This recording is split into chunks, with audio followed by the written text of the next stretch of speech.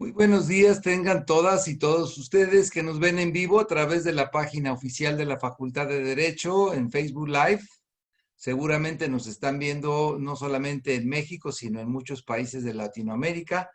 porque la Facultad de Derecho se reservó en este seminario el plato fuerte para escuchar esta mañana la conferencia magistral de la comisionada, de la relatora sobre los derechos de los pueblos indígenas de la Comisión Interamericana de Derechos Humanos,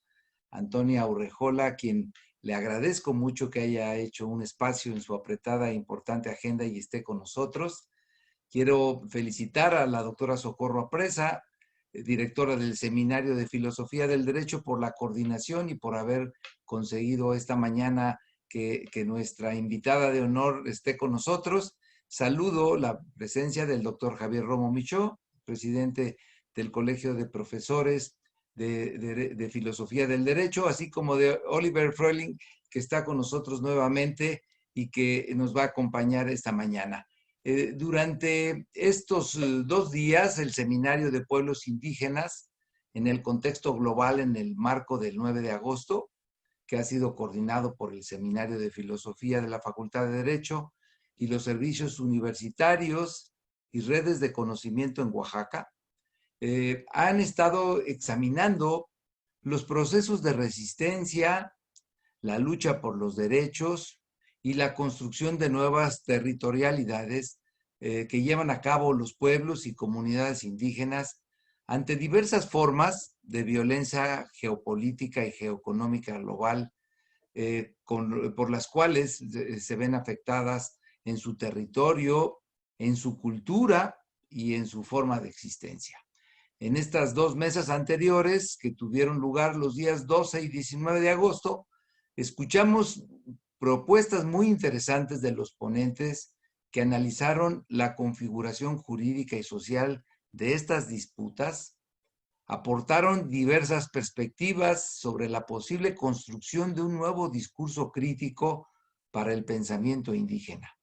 Esta mañana, la conferencia magistral con la que se cierra el evento estará a cargo de la comisionada Antonia Urrejola, quien examinará dentro del contexto jurídico global la relevancia de los instrumentos internacionales para el aseguramiento de los derechos humanos de los pueblos y comunidades indígenas y con ellos la construcción de una sociedad más democrática y plural. La verdad es que la reforma constitucional que hubo en México en 2001 no tuvo la respuesta que se debía de haber tenido. Sin embargo, también la reforma de 2011, donde México se obligó a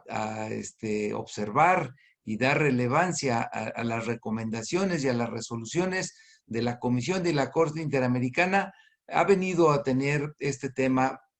un especial realce y nuevos bríos. Así que hoy dispongámonos todos a aprender de lo que nos platicará Antonia Urrejola sobre cuáles son las principales recomendaciones y las principales disposiciones convencionales que tenemos que conocer en México, porque es obligatorio, porque es constitucional, y lo celebramos con mucho gusto, Antonia, porque el nuevo plan de estudios de la Facultad de Derecho ya tiene como materia obligatoria el derecho indígena. Así que nos estamos preparando para que en nuestro país se haga justicia a estas comunidades que durante mucho tiempo han estado rezagadas. No me quiero extender más.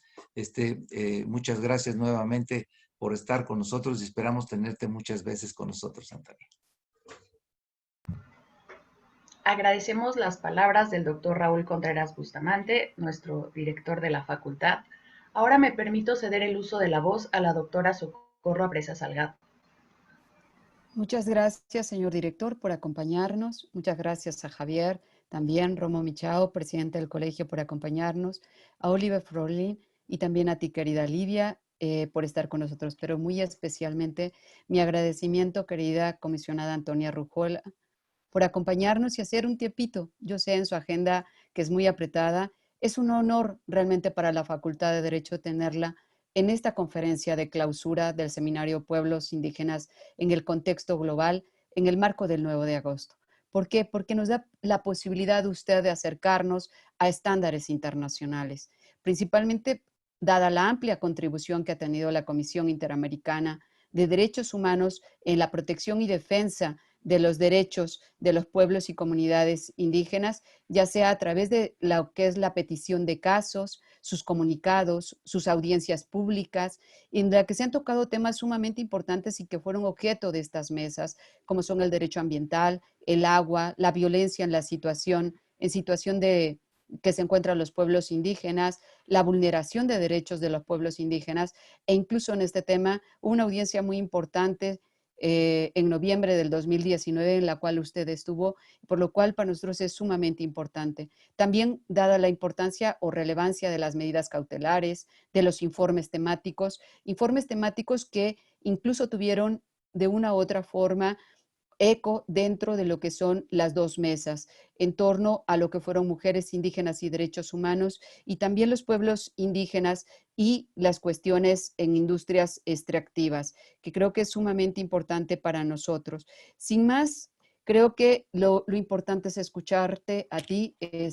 querida Antonia. Voy a leer una breve síntesis curricular de ti. Bienvenida a esta tu Facultad de Derecho. Ella es abogada por la Universidad de Chile, con título en Derechos Humanos y Justicia Transicional. Se ha desempeñado como asesora de derechos humanos de la Presidencia de Chile, como especialista en derechos de los pueblos indígenas en la Comisión Especial de los Pueblos Indígenas y posteriormente en el Ministerio de Bienes Nacionales, en el Ministerio de Planificación y Cooperación de Chile. También fue asesora del Ministerio del Interior, relacionándose con el Programa de Derechos Humanos internacionales tales como el PNUD,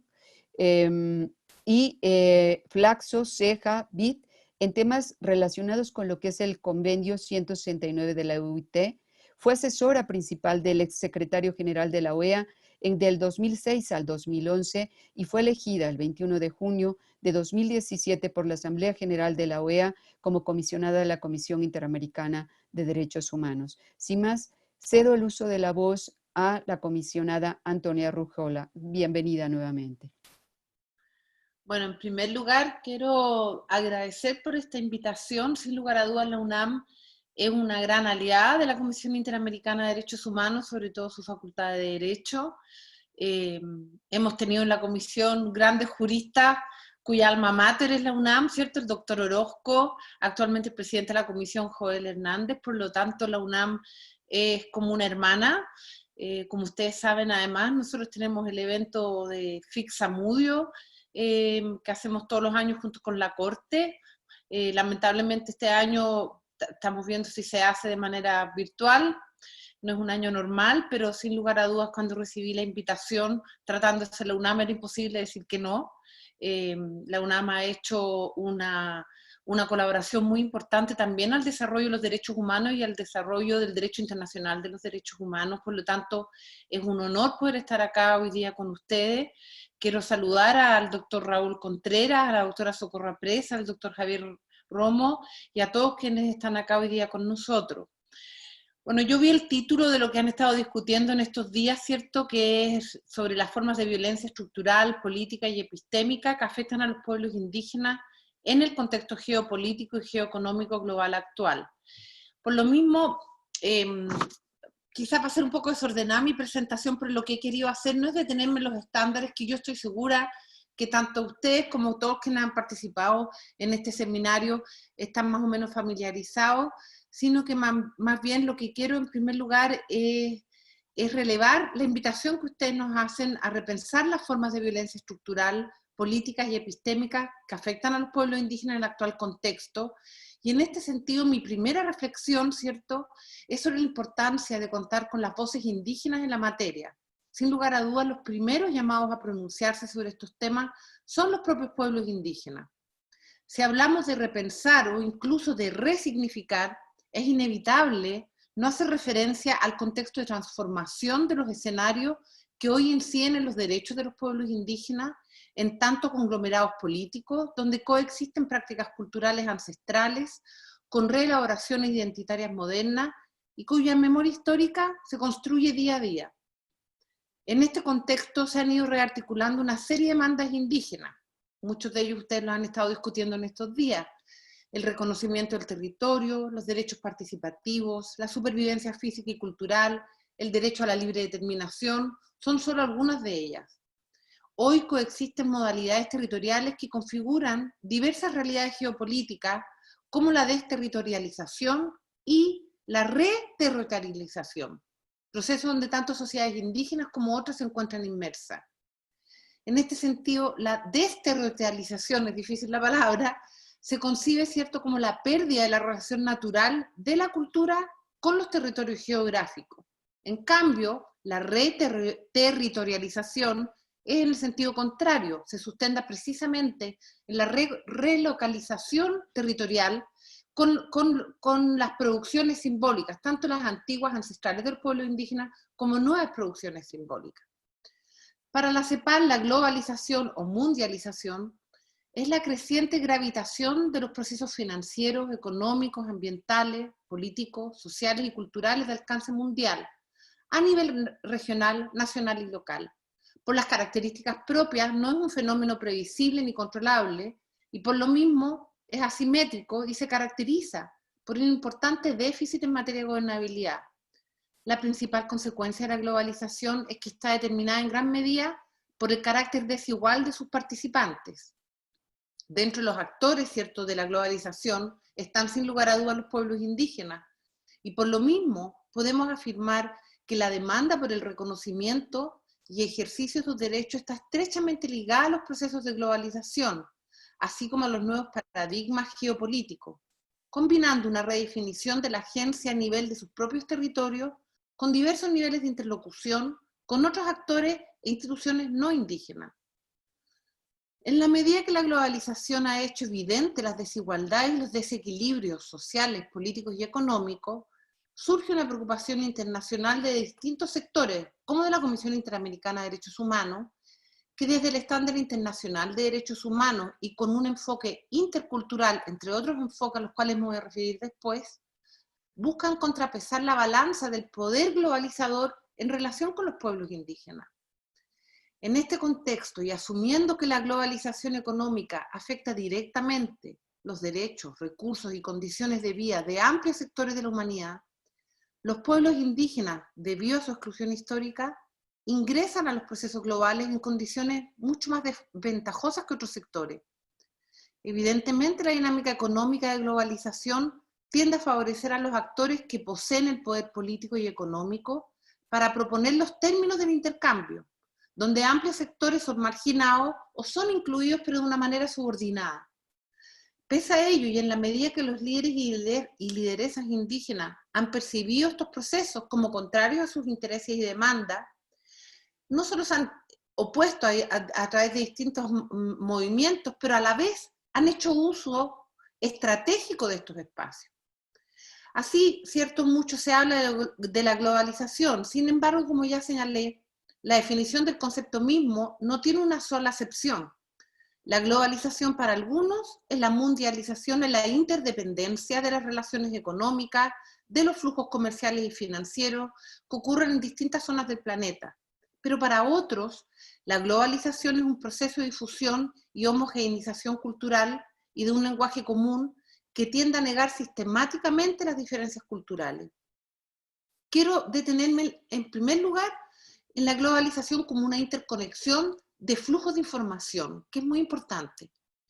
Y lo digo por el contexto actual de la pandemia. Hemos visto en estos últimos meses, ¿cierto?, que sin proponérnoslo, se ha relevado más que nunca el impacto que tiene la tecnología y los flujos de información en el mundo globalizado en relación con los derechos humanos.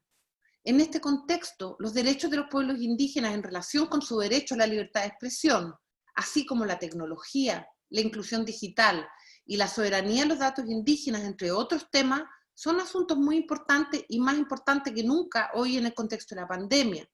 Precisamente gracias a la tecnología en el actual contexto de confinamiento, como relatora de pueblos indígenas he podido avanzar en el diálogo con organizaciones y entidades representativas de los pueblos indígenas de base, sin intermediarios, directamente. De hecho, para ser franca, en estos 5 meses creo que he tenido más reuniones con organizaciones de pueblos indígenas que lo que tuve todo el año pasado, obviamente reuniones online. De alguna manera, antes nuestro trabajo principal de la Comisión Interamericana era ir a los lugares y a los territorios, muchísimos viajes. Hoy no podemos viajar. Y aunque sin duda el contacto directo con las personas y en sus propios territorios es absolutamente irreemplazable, la pandemia sí nos ha mostrado que la tecnología digital es una herramienta que debemos aprovechar, no solo en estos tiempos, sino también cuando volvamos a la normalidad, sea cual sea aquella normalidad que nos espera. Desde la Comisión en estos meses hemos ido observando cómo gran parte de los líderes y lideresas indígenas se han apropiado de la tecnología en este contexto globalizado, de alguna manera antes era despreciada. En el actual contexto de la pandemia, hemos visto cómo los pueblos indígenas han utilizado sus celulares, las radios comunitarias, la televisión, como una forma de resistencia política, cultural, desarrollando y comunicando estrategias sobre su derecho a la autonomía y libre determinación. La producción de videos y mensajes instantáneos son hoy día parte del día a día de muchos pueblos indígenas, en sus lenguas tradicionales, pero también en español, portugués, inglés, en tantos idiomas. Eso nos exige a nosotros aprovechar las oportunidades que brinda la tecnología, pero también apoyar a los pueblos indígenas a enfrentar las brechas y los desafíos que esto implica. Como relatora sobre pueblos indígenas, he podido observar permanentemente cómo un mensaje o un video difundido por WhatsApp o un tweet, por ejemplo, ha permitido acelerar algunas estrategias en la defensa de los derechos de los pueblos indígenas, en la estrategia de resistencia y también de empoderamiento. He visto cómo muchas organizaciones transmiten sus propias reuniones en vivo, Facebook Live, o crean espacios más abiertos de decisión a través de estos distintos mecanismos tecnológicos. Hemos visto especialmente en estos meses cómo el acceso a Internet posee sin lugar a dudas un potencial inédito para la realización efectiva del derecho a buscar, recibir y difundir información en su doble dimensión, tanto individual como colectiva. Por lo tanto, en un proceso de globalización, algo que antes quizás era menospreciado por los propios pueblos indígenas, la tecnología como algo ajeno que iba a de alguna manera contaminar a las comunidades, hoy ha sido utilizado como una herramienta. En este sentido me parece importante señalar, ¿cierto?, el deber de los estados de promover de manera progresiva el acceso universal, no solo a la infraestructura que sostiene el Internet, sino también a la tecnología necesaria para su uso y a la mayor cantidad posible de información disponible en la red. Asimismo, los estados están obligados a garantizar que todas las personas puedan buscar, recibir y difundir opiniones e información en igualdad de condiciones, en especial aquellos grupos en situaciones vulnerables. Y este es un gran desafío hoy día. La falta de acceso a Internet supone la exclusión social y la amplificación de las desigualdades ya existentes respecto a ciertos grupos vulnerables donde, sin lugar a dudas, están los pueblos indígenas. A nivel mundial, un considerable porcentaje de la población aún no tiene acceso a Internet y por ende está lejos de alcanzar el pleno ejercicio de sus derechos, porque hoy día el acceso a la tecnología es una manera también de ejercer los derechos, como hemos visto durante la pandemia. Las últimas cifras publicadas por la Unión Internacional de Telecomunicaciones a fines del 2019 señalan que a nivel global solo el 53% de las personas en todo el mundo tiene acceso a Internet, es decir, el 47% restante está desconectado. Y en las Américas, alrededor de un 23% de la población no tiene ningún tipo de acceso a Internet. Según ha manifestado el Banco Interamericano de Desarrollo, en Latinoamérica los pueblos indígenas tienen menos de la mitad de acceso a los celulares que sus pares no indígenas. En Bolivia, el acceso a Internet es 4 veces menor para los indígenas que para los no indígenas. El acceso a una computadora es ampliamente menor para pueblos indígenas en Bolivia, Brasil, Perú, Colombia, lo que sin lugar a dudas es una evidente exclusión digital. Sobre todo, insisto, en el contexto de la pandemia, en un contexto globalizado que nosotros creemos, todo el mundo yo creo que cree, ha llegado para quedarse este nuevo uso de comunicación. Entre las múltiples desigualdades expuestas por el COVID-19, la brecha digital es una de las más marcadas. En este contexto, las medidas de urgencia que toman los estados para garantizar el acceso a Internet tienen que privilegiar la extrema situación de vulnerabilidad en la que se encuentran distintos grupos de personas, de modo que ellas puedan contar con una posibilidad de acceder a los servicios básicos, como educación, atención médica, oportunidades de trabajo remoto, pero también como una herramienta de resistencia y de denuncia. En este sentido, quiero señalar cuáles son los estándares interamericanos precisamente respecto de este tema, y son poco conocidos porque se han desarrollado poco. La Declaración Americana sobre Derechos de los Pueblos Indígenas hace una referencia explícita a este tema. Señala que los pueblos indígenas tienen derecho a promover y desarrollar todos sus sistemas y medios de comunicación, incluidos sus propios programas de radio y televisión, y acceder en pie de igualdad a todos los demás medios de comunicación e información. Los estados deben tomar medidas para promover la transmisión de programas de radio y televisión en lengua indígena, particularmente en regiones de presencia indígena. Los estados deben apoyar y facilitar la creación de radioemisoras y televisoras indígenas, así como otros medios de información y comunicación. Esto lo estoy leyendo del artículo 14 de la Declaración Americana de Pueblos Indígenas, y sin lugar a dudas en su momento quizás no se notaba cuál era la importancia de esta norma, pero hoy día en el contexto de la pandemia nos damos cuenta de lo relevante que es, y de hecho estamos en la comisión conociendo un caso de Guatemala respecto del acceso de pueblos indígenas a radioemisoras, a las radios comunitarias, donde no se les reconoce el acceso a las radios comunitarias. Prontamente va a salir ese caso, que va a ser muy interesante en este tema. Y es de antes de la pandemia, pero sin lugar a dudas va a tener mucha relevancia en el actual contexto. Y en este sentido, ¿cierto?, es crucial en el contexto de la pandemia y en el contexto de los desafíos que nos plantea la globalización, entender que todo esto ha llegado para quedarse. A pesar de la situación generalizada de limitaciones en acceso a los medios de comunicación y a esta grave brecha digital a la cual yo me he referido, hemos visto la importancia de las campañas de información que los pueblos indígenas han desarrollado, por ejemplo, para informar a sus propios miembros sobre el COVID-19 y las medidas de prevención en sus propios idiomas, garantizando de esta manera la pertinencia cultural de estos medios de transmisión de información. El COVID-19 nos ha hecho tomar conciencia de la importancia que tienen las tecnologías digitales en el actual mundo globalizado y a su vez de los graves efectos que la brecha digital trae consigo, en el actual contexto que todos conocemos de discriminación estructural. Estoy segura que muchos de ustedes han visto los innumerables casos de niñas y niñas indígenas intentando acceder a Internet por la educación online. Hace algunas semanas en la Deutsche Welle vi un programa, y lo pongo como un ejemplo, de una familia indígena, eran quechuas en la región andina, con 3 hijos y un solo celular. Y la familia tenía que ir todos los días a la montaña más alta para tener acceso a Internet, pero además sus hijos debían turnarse con el celular para tener clases online. Esa es la realidad.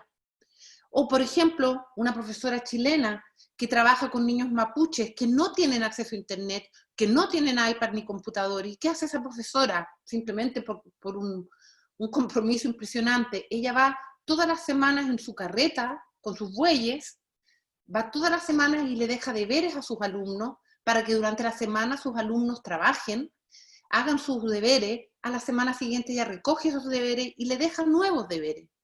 Es decir, yo misma como relatora de pueblos indígenas, durante estos 5 meses he tenido innumerables reuniones, como yo señalaba, con organizaciones indígenas de la Amazonía y de otros territorios.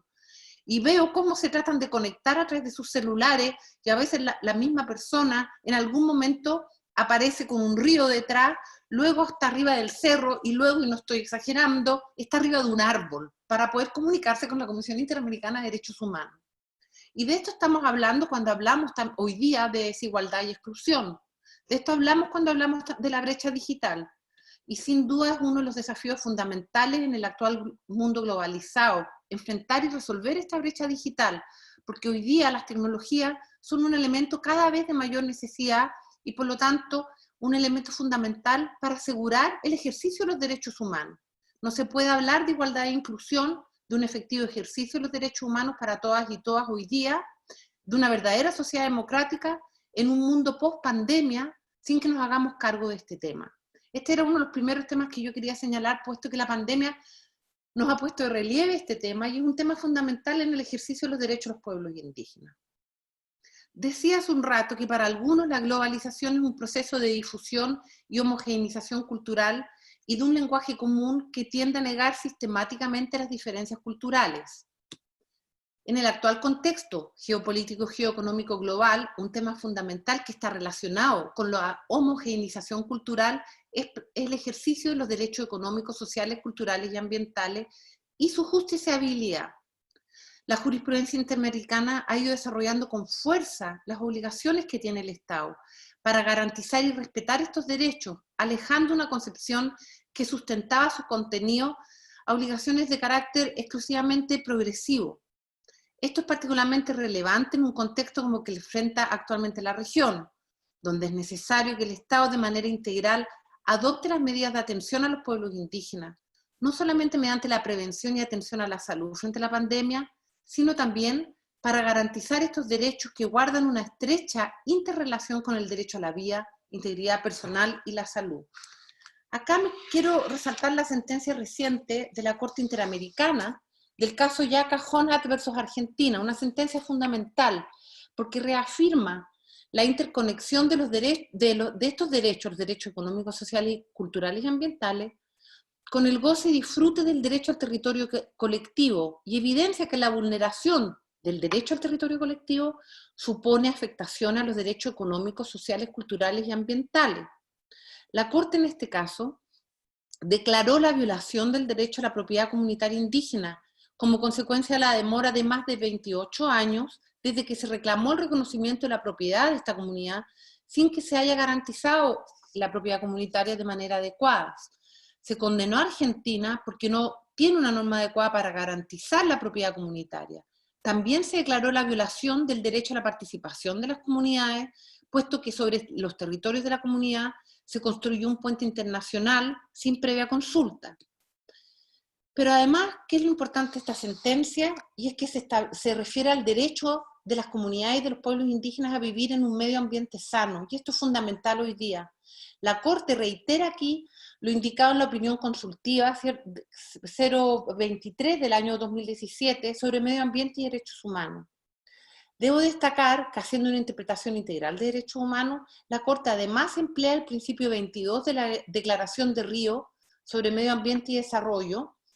en el cual establece que los pueblos indígenas y sus comunidades, así como otras comunidades locales, desempeñan un papel fundamental en la ordenación del medio ambiente y el desarrollo debido a sus conocimientos y sus prácticas tradicionales, algo que en el contexto de la pandemia hemos visto más que nunca, cómo los pueblos indígenas, frente al contagio, han hecho uso de sus prácticas tradicionales, de su medicina tradicional, para evitar el contagio e incluso para atender a los pacientes de COVID. Con respecto al derecho a la alimentación, esta sentencia establece, ¿cierto?, que este derecho protege el acceso de las personas a alimentos y de manera, y consiste este derecho en una nutrición adecuada y apta para la preservación de la salud. La Corte señala que los Estados tienen el deber no solo de respetar y garantizar el derecho a la alimentación, lo que implica adoptar medidas para velar porque las empresas o los particulares no priven a las personas del acceso a una alimentación adecuada. Además, establece que el derecho a la alimentación lo vulnera el Estado cuando no controla, y esto es importante, no controla las actividades de individuos o grupos para evitar que se viole el derecho a la alimentación de otras personas, como por ejemplo, cuando en los territorios indígenas, ¿cierto?, existe una presión de personas ajenas a la comunidad que implica una devastación de los territorios de manera tal que los pueblos indígenas no tienen acceso a sus medios tradicionales de subsistencia. También este caso es muy relevante cuando estamos hablando del actual contexto, puesto que reconoce además el derecho al agua. La Corte ya se había referido a este derecho en la opinión consultiva sobre medio ambiente, siguiendo lo que señaló el Comité DES de la ONU, señalando que el acceso al agua comprende el consumo, el saneamiento, la colada, la preparación de alimentos, higiene personal y doméstica, así como para algunos individuos y grupos, también recursos de aguas adicionales en razón de la salud, el clima y sus propias condiciones.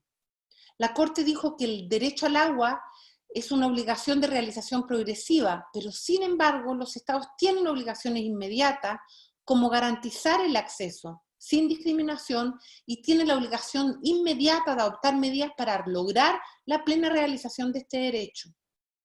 finalmente este caso también es muy importante y es de los últimos casos y que comprende todo el tema del acceso a los territorios, el derecho a ambiente sano y un derecho fundamental que me imagino que ustedes han visto en estos días, que es el derecho a la identidad cultural. Aquí la Corte declaró que también la comunidad fue violada en su derecho a la identidad cultural, porque el Estado no detuvo una serie de actividades lesivas en su territorio, por parte de población criolla, por parte de población ajena a territorios, algo que vemos todos los días, las cuales abarcan presencia de ganado, pastoreo, alambrado, hostal ilegal, a pesar de que la comunidad lleva 28 años reclamando la propiedad comunitaria, y la existencia de población ajena a la comunidad afecta sus bienes naturales y ambientales en su territorio y por lo tanto incide en su medio tradicional de alimentación, en su acceso al agua y finalmente en su derecho a la identidad cultural. La Corte subraya en este caso la interdependencia de todos estos derechos que yo he mencionado, argumentando que hay amenazas ambientales que inciden en la alimentación, que inciden en el derecho a participar en la vida cultural y en el acceso al agua, y resultan particularmente vulnerables a las afectaciones ambientales y al derecho a la identidad cultural. ¿Por qué me detengo en esta sentencia? Porque me parece que esta sentencia señala, ¿cierto?, que no es solo fundamental el reconocimiento de los derechos de los pueblos indígenas como colectivo, sino que también, ¿cierto?, el derecho al agua, el derecho a la alimentación pasan a ser sumamente relevantes en el actual contexto de la pandemia. En estos meses hemos visto, ¿cierto?, que uno de los grupos más afectados por el COVID-19 son los pueblos indígenas. Y no solo por la discriminación estructural histórica que todos conocemos, y no solo por la falta de reconocimiento a su propiedad comunitaria, que también todos conocemos, sino que también por la falta de acceso al derecho al agua, a la alimentación y en general a los derechos económicos, sociales, culturales y ambientales que pasan a ser una amenaza directa a la propia supervivencia de los pueblos indígenas. En el contexto globalizado y en el contexto de la actual coyuntura de la pandemia COVID-19, la Comisión ha estado monitoreando los impactos diferenciados generados sobre la realización de los derechos humanos de los pueblos indígenas. Sin ir más lejos, la semana pasada la Comisión hizo un comunicado público respecto de los pueblos indígenas en la Panamazonía y el Gran Chaco, y urge a los estados a adoptar medidas urgentes para atender la crítica situación de los pueblos indígenas. Me quiero detener un poco en lo que es la pandemia y también en los pueblos indígenas panamazónicos, porque me parecen particularmente relevantes por el objeto del seminario que ustedes han tenido en estos días. En estos meses yo he sostenido varios foros virtuales con representantes de pueblos y organizaciones de los pueblos indígenas de la Panamazonía. Y hemos visto cómo al 4 de agosto se han registrado 34.598 personas indígenas contagiadas en la Panamazonía. 1.251 personas indígenas que han fallecido por el COVID-19, lo que ha afectado a 212 pueblos o nacionalidades indígenas de la Panamazonía. La Comisión ha tenido conocimiento de la pérdida de varios líderes y lideresas indígenas, de niños, niñas y adolescentes, y también, algo que nos preocupa mucho, de personas mayores, quienes en vida resguardan la sabiduría y los conocimientos ancestrales de los pueblos indígenas. Y esto, sin lugar a dudas, pone en peligro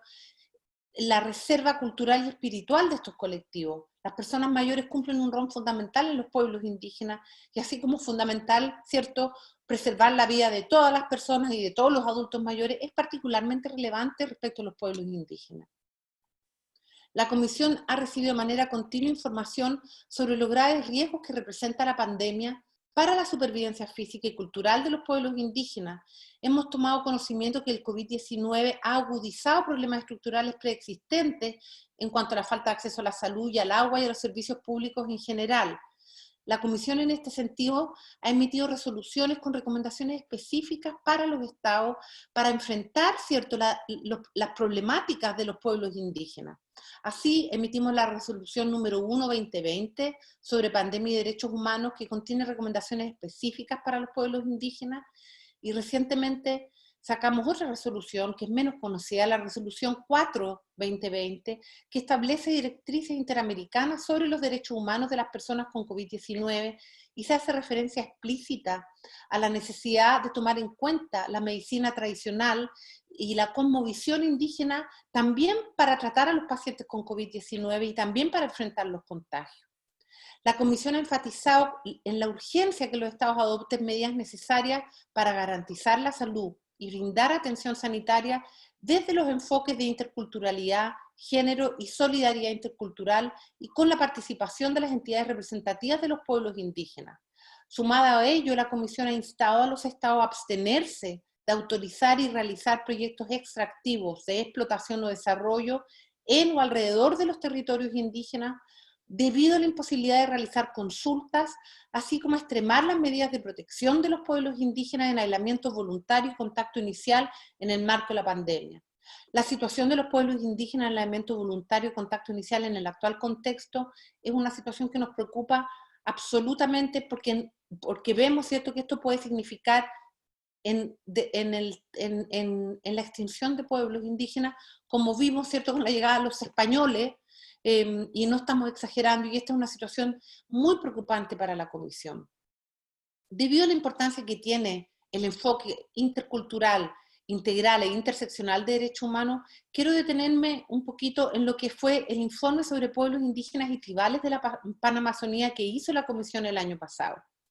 Si bien los pueblos indígenas de México no forman parte de este territorio, en este informe se establecen estándares que me parece que son absolutamente aplicables a todos los pueblos indígenas de la región. No voy a entrar en detalle de todo el informe analiza, ¿cierto?, cómo los proyectos de desarrollo e inversión afectan de manera irreversible los sistemas de vida y la identidad cultural de los pueblos indígenas, y hace todo un desarrollo de esas afectaciones, pero establece estándares. Quiero detenerme en primer lugar en los estándares que establece este informe, los voy a simplemente mencionar en aras del tiempo.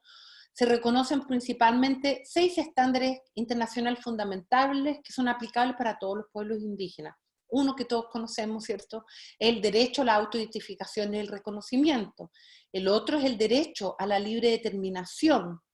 Después el derecho a la propiedad colectiva, y se van definiendo estos estándares en el informe, por eso los invito a leerlo, no puedo entrar en el detalle ahora porque estaríamos mucho tiempo más. Se establecen las obligaciones estatales para proteger a los pueblos indígenas frente a las actividades de extracción, explotación y desarrollo. Se establece la protección especial frente a la discriminación étnico-cultural, y se establece, y esto es muy importante, el derecho de los pueblos indígenas a una vida digna desde la cosmovisión indígena, desde el buen vivir y su propio concepto del buen vivir. Esto, sin lugar a dudas, es un desarrollo muy importante desde la perspectiva del propio trabajo que ha hecho la Comisión Interamericana. Y además de estos estándares, la Comisión hace una referencia explícita a 3 enfoques que me parece fundamental señalar acá. Uno es el enfoque de la interculturalidad, que se define en este informe como el reconocimiento de la coexistencia de diversas culturas que deben convivir y dialogar con una base de respeto hacia sus diferentes cosmovisiones, derechos humanos y derechos como pueblo. Luego se habla del enfoque de género. En el informe se reconoce la especial posición de las mujeres indígenas y adoptando medidas culturalmente adecuadas que garanticen el goce de sus derechos y libertades fundamentales y a una vida libre de discriminación y violencia. Aquí se hace referencia al informe que ustedes ya entiendo que en estos días vieron sobre mujeres indígenas y derechos humanos. Y otro enfoque que es muy nuevo también para la Comisión es que se establece el enfoque de la solidaridad intergeneracional.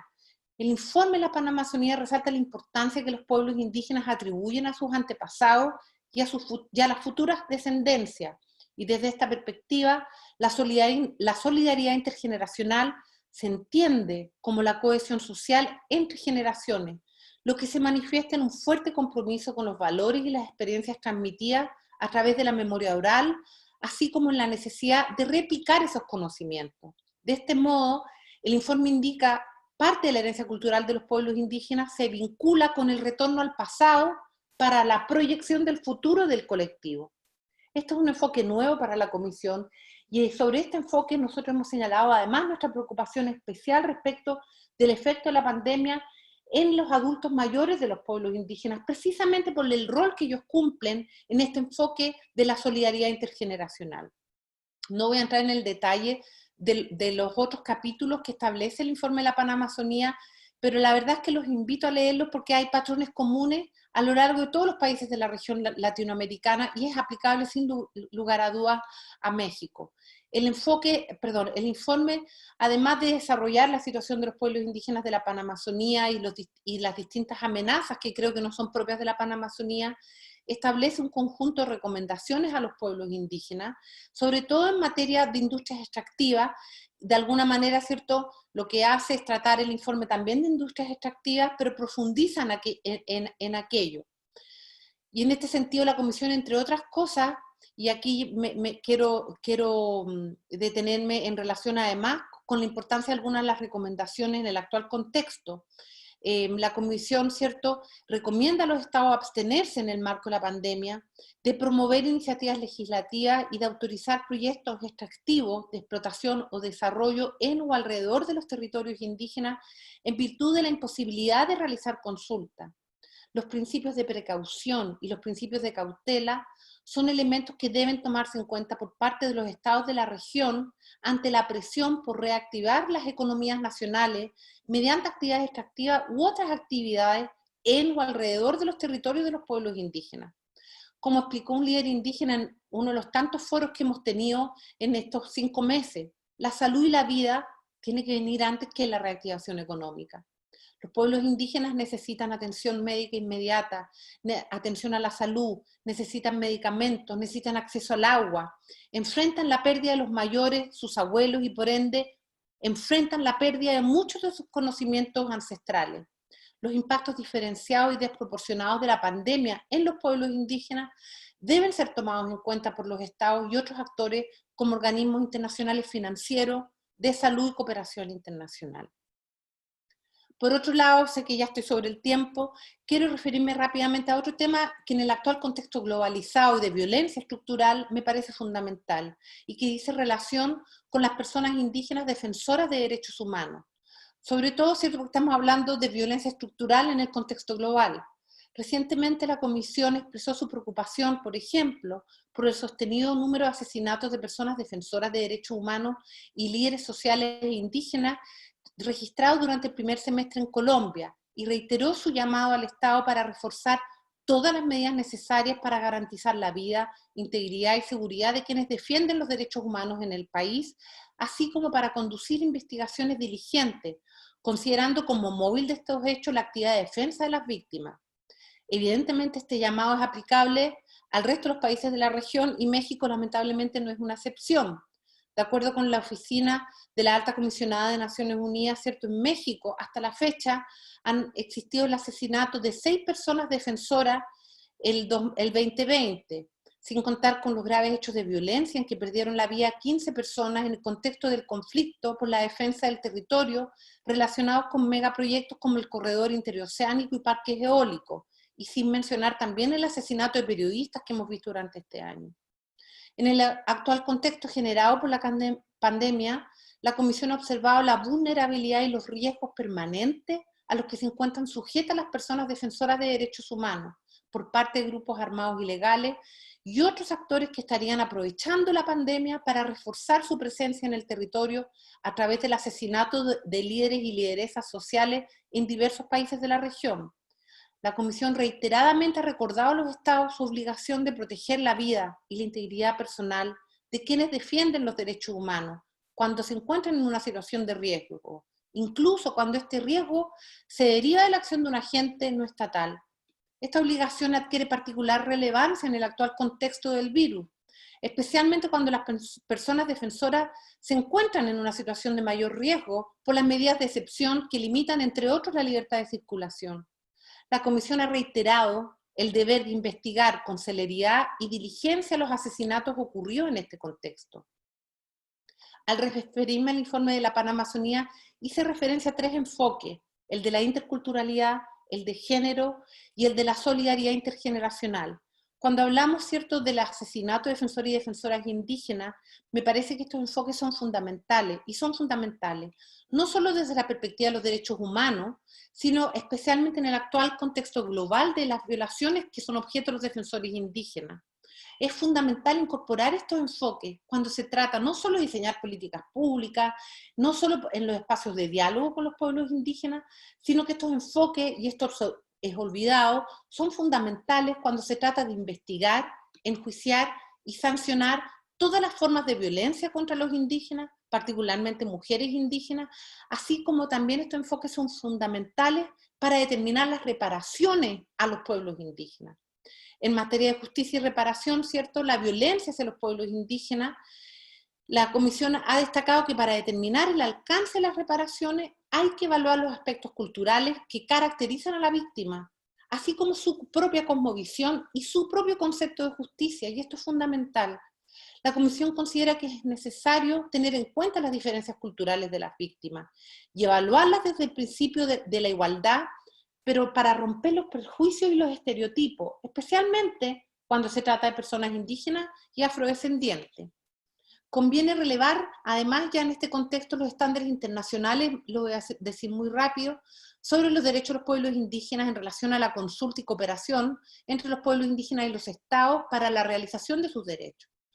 No me cabe la menor duda que en estos días se ha visto el reconocimiento de los derechos participativos de los pueblos indígenas como un derecho esencial. Los pueblos indígenas son titulares del derecho a la consulta y el consentimiento previo, libre e informado, de buena fe y culturalmente adecuado.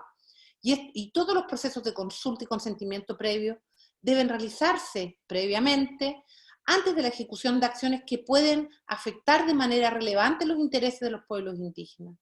Pero además, cuando hablamos de los derechos participativos, es importante relevar que frente a la violencia sufrida por los pueblos indígenas, la participación de las víctimas es particularmente relevante en los procesos de justicia, y muy especialmente cuando hablamos de las reparaciones.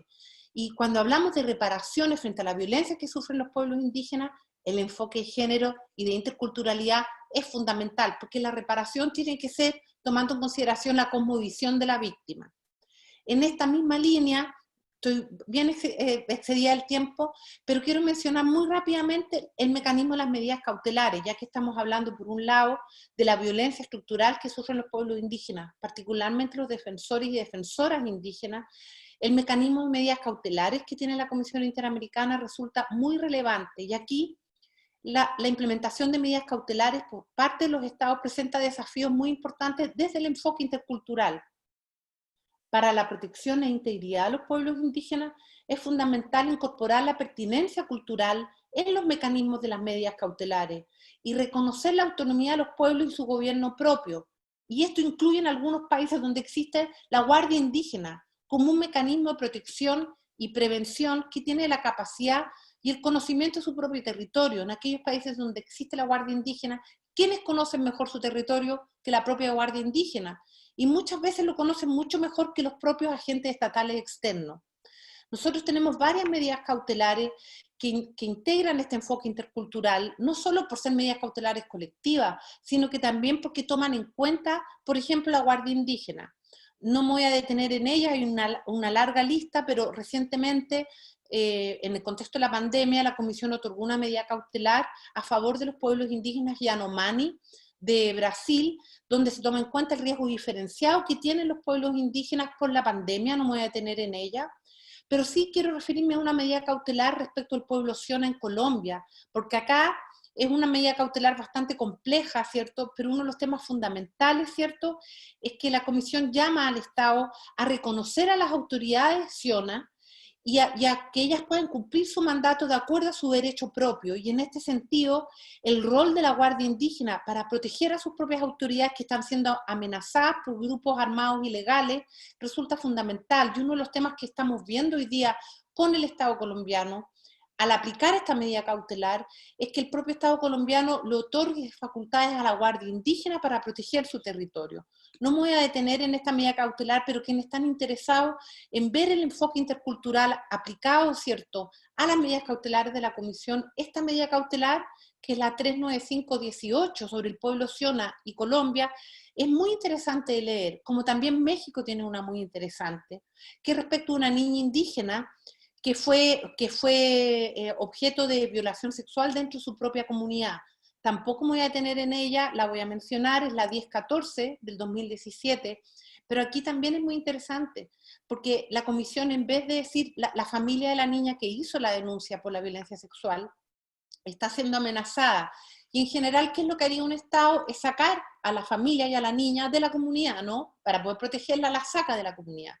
Pero acá, ¿qué es lo que dice la Comisión? Lo que pide la Comisión es obviamente aplicar medidas que sean culturalmente adecuadas, con perspectiva de género y tomando en consideración el interés superior de la niña. Pero además insiste en la necesidad que la niña y su familia se mantengan en la comunidad, porque es fundamental, nos parece a nosotros, ¿cierto?, el mantener el enfoque comunitario y que la niña siga y su familia ligada a la comunidad a la cual pertenece por su derecho a la identidad cultural. Tampoco ya estoy muy pasada en el tiempo, pero es muy importante esta medida cautelar también. Y solo para terminar, sobre México, muy rápidamente, ¿cierto? Quiero señalar que también hemos tenido reuniones en este tiempo con organizaciones indígenas de la sociedad civil mexicana, que nos han señalado, ¿cierto?, que los derechos territoriales están reconocidos en México, pero no hay un reconocimiento de carácter prioritario de los derechos indígenas ante intereses económicos, y tampoco se ha explicitado el derecho al consentimiento libre, previo e informado. Entendemos y hemos tenido reuniones con las autoridades mexicanas que el tema del proyecto de ley de consulta y también de una reforma constitucional en la materia está siendo actualmente debatido, y como comisión estamos, ¿cierto?, hemos ofrecido al Estado mexicano toda nuestra asistencia técnica en este sentido. No cabe duda, ¿cierto?, que en materia de pueblos indígenas y tribales el reconocimiento de derechos en los diferentes sistemas de derechos humanos y las diversas constituciones nacionales han tenido un largo camino, han pasado muchas décadas, diversos movimientos y coyunturas, grandes tensiones, pero se ha avanzado mucho en este tema. Pero nos parece fundamental, ¿cierto?, seguir avanzando en esto, pero el principal problema siempre, como ha visto la Comisión, obviamente es fundamental el reconocimiento de los derechos de los pueblos indígenas en las constituciones y en la legislación, pero el principal problema que enfrentan los pueblos indígenas es la brecha de la implementación, es decir, el vacío entre la legislación existente y la práctica administrativa, jurídica y política. No me quiero detener en el tema, ¿cierto?, constitucional, que sé que es un tema que está siendo largamente debatido respecto a los pueblos indígenas en México. Solo quiero decir que la sola consagración legal no es suficiente, porque el principal desafío es la implementación de los derechos que son reconocidos a nivel constitucional y legal. No quiero despedirme sin antes hacer mención a cómo los procesos y prácticas culturales ancestrales de los pueblos indígenas se rearticulan permanentemente en un contexto globalizado. Y esto es fundamental entender que estamos en permanente movimiento, y por lo tanto el diálogo intercultural de derechos humanos nos invita a repensar respuestas que como sociedad vamos dando a las demandas que levantan los pueblos indígenas. Sin lugar a dudas, las nuevas formas de expresión de sus demandas han derivado en la formación de movimientos sociales y organizaciones que muestran una alta capacidad de actuar políticamente frente al Estado y a los organismos internacionales como la Comisión. La relación entre los territorios indígenas y el fenómeno de la globalización nos invita a cuestionarnos sobre el ejercicio de los derechos territoriales y también sobre el modelo económico imperante. La intervención de las empresas transnacionales, la presencia de megaproyectos y enclaves en áreas indígenas, las dinámicas de explotación minera e hidrocarburos, la instalación de represas, todas prácticas amparadas en regímenes internacionales de libre comercio, que esa es la globalización hoy día, ¿cierto?, son la cara visible de los impactos espaciales de la globalización y generan una modificación de los órdenes espaciales y crean y reconfiguran las territorialidades de los pueblos indígenas, y eso es una realidad. Entonces quiero terminar con la siguiente reflexión, y es que más allá del mero reconocimiento, lo que se requiere es una transformación de las estructuras sociales, políticas y legales en pro del efectivo ejercicio de derechos a los pueblos indígenas y del resto de la sociedad. Y como una transformación de esa naturaleza no se puede hacer desde el mismo derecho, aun cuando somos todos abogados, tenemos que ir abriendo espacios, generando diálogos efectivos que apunten hacia la transformación de los estados y hacia estados interculturales. Muchas gracias por la paciencia, sé que hablé muy largo, pero espero con esto haber abarcado todos los temas que ustedes han visto en estos días, pero además los nuevos temas que han salido en el actual contexto de la pandemia, que me parece fundamental porque hemos enfrentado nuevos desafíos que estaban ahí, pero que de alguna manera ahora se nos han enrostrado un poco en la cara y que son, yo creo, desafíos que han llegado para quedarse. Muchas gracias. Agradecemos enormemente la participación de la comisionada Antonia Urrejola. Acto seguido, Pasaremos a un segmento de comentarios a cargo de la doctora Socorro Apresa Salgado y del doctor Javier Romo Michau. Adelante.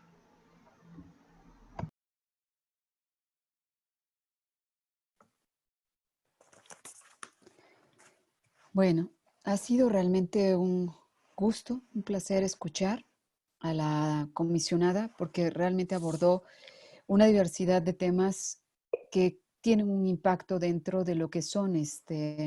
la realidad de los pueblos y comunidades indígenas en México y en lo que son Latinoamérica, porque hay puntos de encuentro dentro de lo que fueron las distintas sesiones que hemos tenido. Nos pudimos percatar cómo había puntos de encuentro en Chile, en lo que era Guatemala y en México desde esta perspectiva. Y sin embargo, me parece sumamente importante destacar uno de los aspectos que incluso se abordó el día de ayer, que es el tema de la libertad de expresión, el derecho a la información, que es tan importante asegurar desde esta perspectiva a los pueblos y comunidades indígenas desde lo que es definitivamente su propia cosmovisión. Y además, respetando lo que es su derecho al territorio. Y creo que esto es sumamente importante porque tiene que ver también hoy con la pandemia, lo voy a intentar vincular, y lo que viene siendo la brecha digital que existe, ¿no? Ayer también se abordaba esa problemática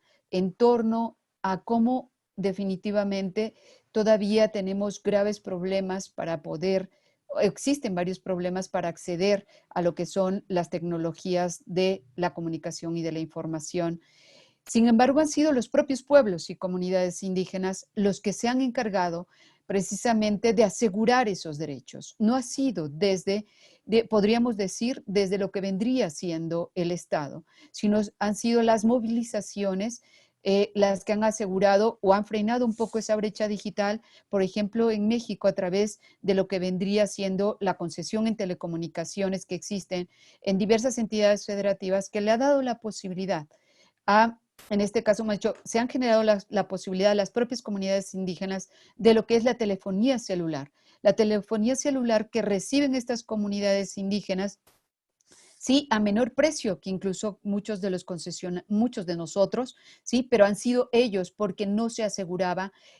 ninguna de las grandes concesionarias en telecomunicaciones estaba dispuesta a prestar este servicio, y fueron las movilizaciones de las comunidades las que empezaron a gestar. También fueron las movilizaciones sociales en México de los pueblos y comunidades indígenas las que empezaron a gestar también la transmisión en radiodifusión, principalmente en radios comunitarias y en radios de uso social indígena y comunitario, sumamente importante también, ¿sí? Y hoy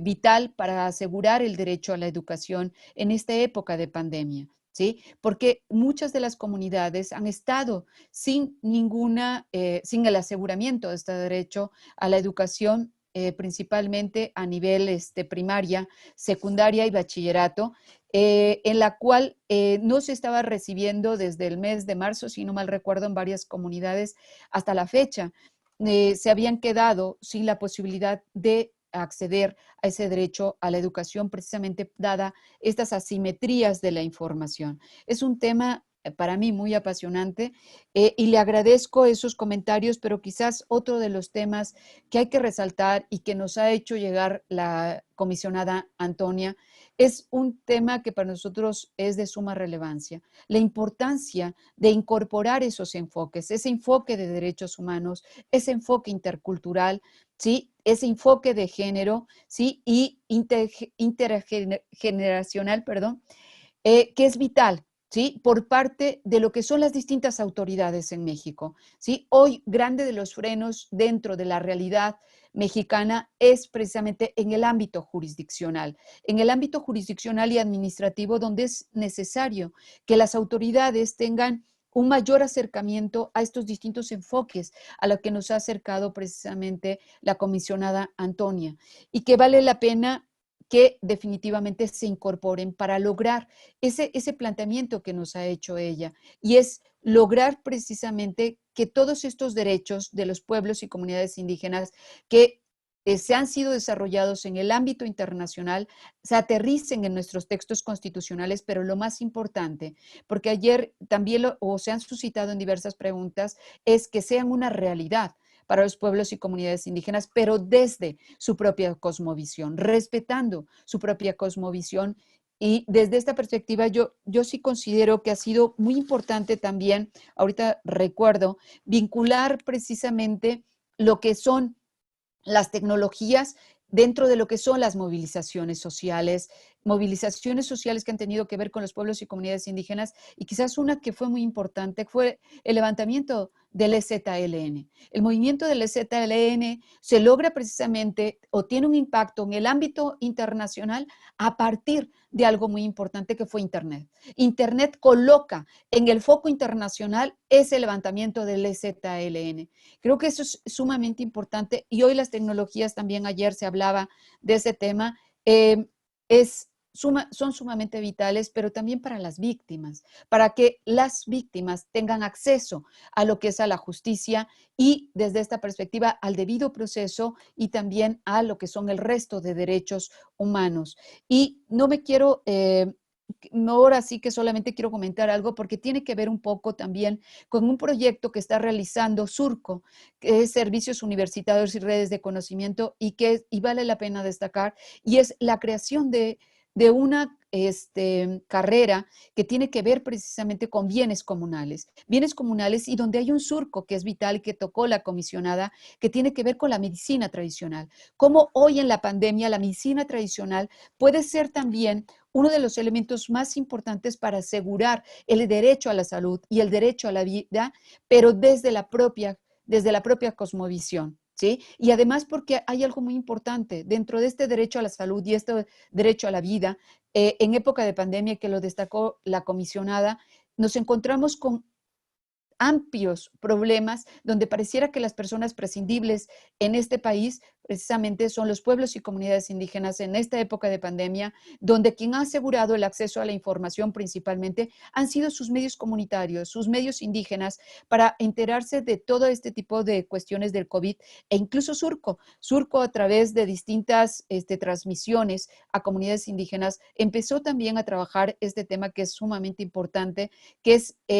información en lenguas indígenas sobre el COVID, ¿sí? Y creo que ahí me detendría porque realmente ha sido sumamente apasionante. No terminaría yo de realizar comentarios. Le agradezco muchísimo de sobremanera a la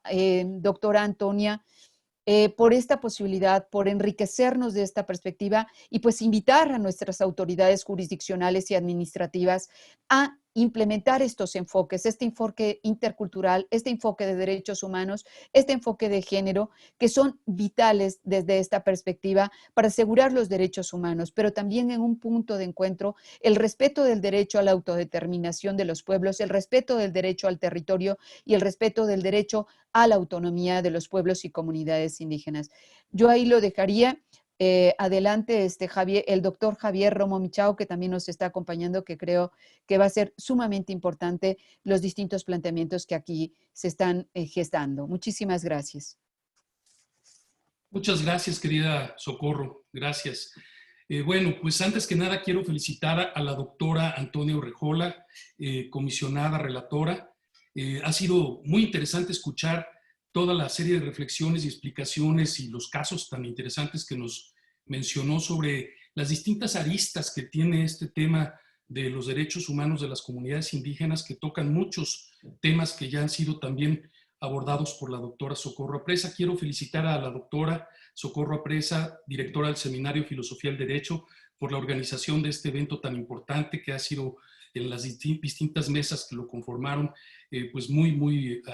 enriquecedor para todos. Y también agradezco mucho que me haya invitado a decir unas palabras muy breves. Simplemente quiero rescatar uno de los aspectos que mencionó la comisionada, que es la importancia de que se escuche directamente a las comunidades, de que participen y sean ellos mismos quienes hagan valer estas exigencias, porque el hecho de considerarlos como un sector social vulnerable no tiene que ver con que tengan menos capacidades o que su desventaja derive de algún tipo de situación específica por per se, sino de relaciones de poder en la sociedad en donde han quedado rezagados y olvidados y hechos a un lado. Hace unos días me tocó participar en la redacción de un proyecto de ley que se va a presentar al Congreso de la Unión por parte de un senador, de una ley de consulta previa para que las comunidades indígenas participen de manera previa, libre, informada, transparente y de buena fe en la utilización de los recursos naturales intrínsecos a sus tierras para proyectos de generación de energía, ya sea por el viento o por la radiación solar en cualquiera de sus formas, es decir, fotovoltaica y eólica, porque están llegando grandes empresas a hacer negocios enormes con fuentes de generación de la energía, que es más o menos el 70% de la fórmula del costo de la creación de la energía, y no comparten, tienen un enfoque muy, pareciera que es filantropía o dádiva, te construyo una cancha de fútbol o te arreglo un parque, como si fuera una especie de medida compensatoria, como se hace en materia ambiental, y no es así. Estos recursos naturales de las tierras indígenas que se usan para estos proyectos deben ser vistos como socios, como parte del negocio, y que compartan equitativamente los beneficios de estos grandes proyectos que se están haciendo y que tienen un gran futuro en México. Oaxaca en el mes de enero, el día 20 de enero, aprobó su ley estatal de consulta indígena y ya se está elaborando un proyecto de consulta indígena en general. ¿Por qué destaco esto? Porque es importante tener traductores, intérpretes, realmente que no haya intermediarios en las negociaciones, que haya foros de consulta, mesas de trabajo, etc. Entonces yo quiero destacar solamente ese aspecto y no me extiendo más porque quiero dar tiempo a las preguntas que seguramente nuestro auditorio, que gentilmente ha seguido esta brillante exposición de la comisionada, seguramente nos van a hacer varios planteamientos. Muchas gracias otra vez, querida Socorro, por invitarme. Felicidades, doctora Urrejola.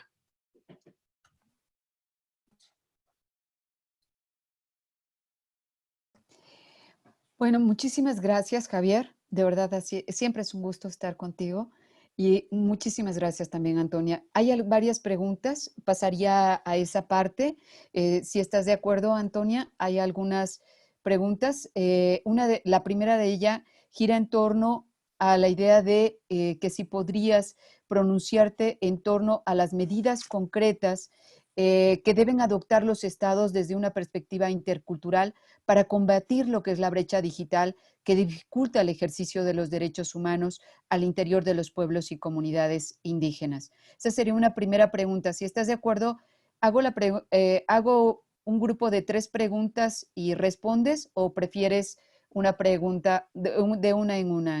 Antonia. No, prefiero juntar varias, es mejor, ¿Sí? creo. Esa es la primera pregunta. La segunda pregunta va en la línea de lo que es el resarcimiento. Dice, he escuchado opiniones sobre muchas veces que se intenta resarcir con dinero, pero no es apto para solucionar la problemática indígena, ocasionada muchas veces. ¿Conoce algún caso donde se haya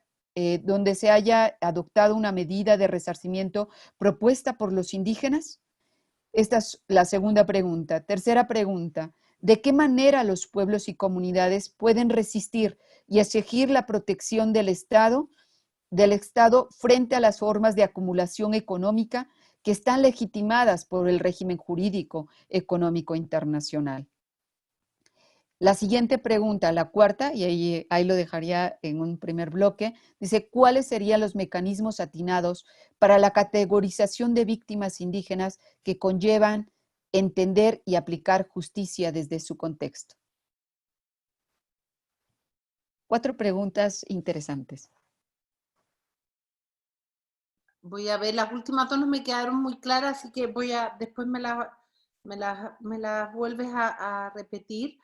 Sobre el tema de la brecha digital, bueno, no es un tema, yo no soy experta, pero sí la Relatoría de Libertad de Expresión de la Comisión Interamericana ha estado trabajando sobre este tema, tiene varios pronunciamientos e incluso existe una declaración sobre libertad de expresión en Internet, que si bien es del año 2011, a partir de esa declaración se ha ido trabajando por distintas vías en este tema, se ha ido avanzando a través de la Relatoría de Libertad de Expresión, y en el tema de la brecha digital, bueno, establecen las obligaciones del Estado para enfrentar esas brechas digitales. No sabría decir las medidas concretas, quiero ser bien franca, no es un tema en el cual yo soy experta,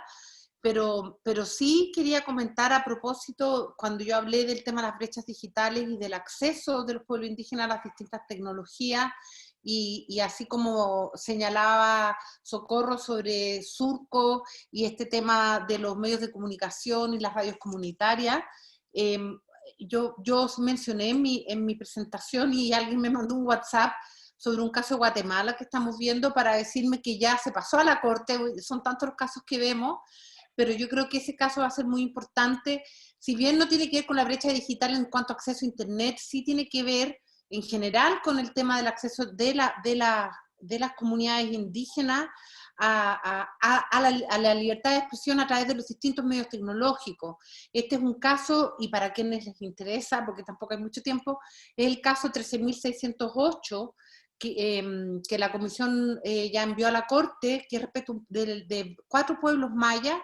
que por la ley de radiodifusión de Guatemala no pueden acceder, ¿cierto?, a difusiones para sus radios comunitarias, y la Comisión entiende que se está afectando la libertad de expresión de estos pueblos indígenas, como también sus derechos culturales. Creo que este va a ser el primer caso en que el sistema interamericano se va a referir expresamente sobre radios comunitarias y en general sobre el acceso y la libertad de expresión de los pueblos indígenas y sus derechos culturales, y creo que va a producir un efecto muy importante, no solo respecto a las radios comunitarias, sino que también en general sobre acceso a Internet y acceso a tecnología. Pero también menciono la declaración que yo dije, hay una declaración expresa del año 2011 sobre acceso a la información y a Internet, y es un tema que se ha ido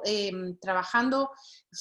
por parte de la Relatoría de Libertad de Expresión, y recientemente además hubo un evento de RightsCon. Hay una organización internacional muy grande que se llama Access Now, que trata precisamente el tema del acceso a las tecnologías, y este año precisamente uno de los enfoques fue precisamente el acceso a las tecnologías de los pueblos indígenas. A mí me tocó participar en el cierre, pero hubo varios paneles de distintas organizaciones indígenas que trataron también este tema, y ahí también estuvo el relator de libertad de expresión, tanto el sistema interamericano como también el de Naciones Unidas. Entonces, para la persona que hizo la pregunta, si le interesa más, lo que le invito es que vea en Google, que vea Access Now y RightsCon, porque esos debates luego iban a estar en la página de YouTube de ellos, y ahí se dieron debates muy importantes precisamente sobre las medidas concretas de cómo hacer frente a la brecha digital, no solo para los pueblos indígenas, porque no son solo los pueblos indígenas, los afrodescendientes y en general, ¿cierto?, la población más pobre de del mundo, no solo del continente. Sobre el tema de las reparaciones, me agradezco la pregunta porque yo pasé muy rápido, porque si no podría haber hablado 1 hora y media respecto de cuando hablamos del enfoque intercultural. El sistema interamericano, la Comisión y la Corte han hecho un especial énfasis en el tema de las reparaciones y la necesidad de que cuando se establezcan reparaciones en el sistema interamericano, la necesidad, ¿cierto?, de este enfoque intercultural y por lo tanto de escuchar a las víctimas. El sistema interamericano tiene un concepto de reparaciones integral, ¿cierto?, con un concepto integral que por un lado obviamente es una reparación material,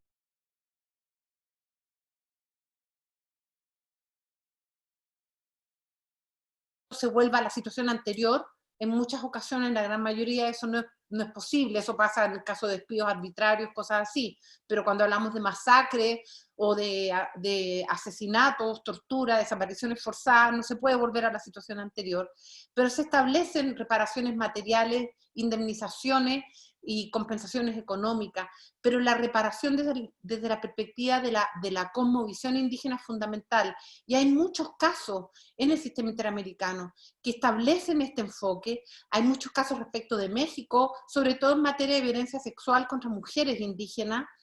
Yo soy súper mala para los nombres y lo lamento mucho. Si me permiten un minuto, los busco en 2 minutos, porque para quienes les interesa poder buscar de manera más, siempre se me olvidan los nombres de los casos, soy muy mala, pero sí me parece importante, y obviamente la reparación no es monetaria. El sistema interamericano ha ido avanzando en las reparaciones, de hecho ha ido estableciendo reparaciones colectivas cuando se trata de víctimas indígenas, que si bien han sido afectadas individualmente, en muchos casos, tanto en los informes de fondo de la Comisión como en las sentencias de la Corte, se establecen también reparaciones comunitarias, porque se entiende que las víctimas indígenas son parte de un colectivo. El primer caso, que es muy conocido, y ese sí me acuerdo, es el caso de masacre de Plan Sánchez de Guatemala. Ese es el primer caso en que un tribunal internacional en el mundo establece reparaciones colectivas porque se trata de un pueblo indígena. Entonces, ese es un caso que es fundamental. Y luego, respecto de México, aquí lo encontré, casos muy interesantes para ver precisamente el tema de la pregunta, es el caso de Rosendo Cantú y el caso de Fernández Ortega. Son ambos casos de violaciones, ¿cierto?, de violencia sexual contra mujeres indígenas, en la cual tanto el informe de fondo de la Comisión como posteriormente la Corte condena a México y exige a México reparaciones, no solo respecto de la persona, de las mujeres indígenas que fueron violentadas sexualmente, sino que también reparaciones colectivas a las comunidades a las cuales pertenecen, porque se entiende que se rompió el tejido social. Es decir, en general, lo que se ha entendido, y hay muchos otros casos también respecto de Guatemala, lo que se entiende cuando hay violencia sexual respecto a las mujeres indígenas, ¿por qué los grupos armados, sean legales, ejército o policía, o sean ilegales como paramilitares, narcotráfico, por qué atacan a las mujeres indígenas? ¿Y por qué las atacan por la vía de la violencia sexual? Porque lo que se busca no es solo violentar a la mujer como tal, sino que también porque se sabe que eso rompe el tejido social y produce un efecto en la comunidad como tal. Por lo tanto, la mirada colectiva y la reparación al colectivo de la comunidad y además la reintegración de la víctima, mujer indígena violentada sexualmente, a su colectivo es fundamental, y las reparaciones toman en cuenta eso. Y ahí los invito, hay otros casos más, en aras del tiempo no me voy a referir más, pero sí las reparaciones en el sistema interamericano toman en consideración estos temas más colectivos, y uno de los temas que nosotros hemos planteado, yo estuve la semana pasada en un evento con la Corte Constitucional de Guatemala, precisamente sobre reparaciones colectivas, y una invitación que yo le hice a los operadores de justicia en ese momento, y que me parece que es un desafío de los operadores de justicia en el nivel interno, es también establecer estas reparaciones, es decir, que en el nivel interno, cuando en un caso concreto de violación de los derechos humanos, donde existe una sentencia por un tribunal interno, las reparaciones no solamente sean monetarias o que la víctima vaya a la cárcel, sino también buscar reparaciones colectivas por el efecto que tiene una violación al derecho humano de un miembro de un pueblo indígena en su colectivo. Si me puedes repetir, Socorro, las dos últimas preguntas, perdón. Sí, a ver, la otra pregunta que se está planteando va en el siguiente sentido. Dice, ¿de qué manera los pueblos y comunidades pueden resistir y exigir la protección del Estado frente a las formas de acumulación económica que están legitimadas por el régimen jurídico económico internacional? Sí, esa es una. La otra es más bien dicho, ¿cuáles serían los mecanismos atinados para la categorización de víctimas indígenas que conlleven a entender y aplicar justicia desde su contexto? Ok, a ver, sobre la primera, bueno, yo creo que no es una pregunta fácil, me parece, es decir, a ver, el derecho internacional de los derechos humanos, la jurisprudencia interamericana, la jurisprudencia internacional, cuando ha ido estableciendo estándares en materia de la consulta y en materia de consentimiento libre, previo, informado, de alguna manera lo que ha ido es estableciendo herramientas para que los pueblos indígenas, en primer lugar, no solo sean escuchados, sino que su voz sea determinante respecto de estos proyectos de desarrollo, ¿cierto?, de los proyectos de industrias extractivas, etcétera, etcétera, que tienen una mirada, sin lugar a dudas, transnacional, y en eso estoy absolutamente consciente. Pero en primer lugar, los estándares en materia de consulta y en materia de consentimiento libre, previo, informado, lo que buscan es precisamente empoderar a los pueblos indígenas, y así como señaló Javier, ¿cierto?, no se trata aquí de establecer una escuela, un centro médico en el territorio indígena, sino entender que estamos hablando de colectivos empoderados que son dueños de su territorio y por lo tanto son socios, si es que lo quieren, activos de estos proyectos. Y lo que se ha ido estableciendo es, por ejemplo, y son muy pocos casos, no solo la necesidad de contar con estudios de impacto ambiental y social por parte de entidades colectivas independientes y no que lo hagan las empresas, que es lo que pasa en la práctica, sino que también la necesidad de ir estableciendo, si es que existe consentimiento previo, ir estableciendo beneficios compartidos. Me parece que ahí, más que nada, no sé la receta, pero yo creo que lo que tienen que hacer las organizaciones indígenas, las organizaciones de derechos humanos, es ir exigiendo la aplicación de los estándares en este sentido. Es decir, que la consulta cumpla con los estándares interamericanos, que cuando corresponde el consentimiento previo, libre e informado, se exija el consentimiento libre, previo e informado, y además,